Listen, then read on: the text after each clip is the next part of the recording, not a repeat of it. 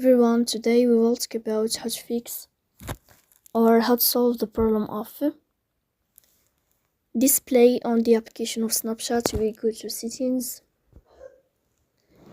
Here on this page, you will go to apps, default apps, app settings. Here in this list, you will scrolling down and you find this window of Snapchat and you will click. Here in this page of app info, you will go to first stop and you will click OK.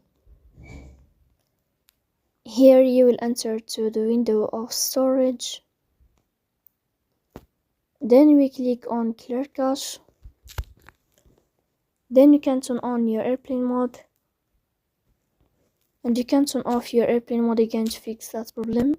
So please don't forget to support us by like and subscribe.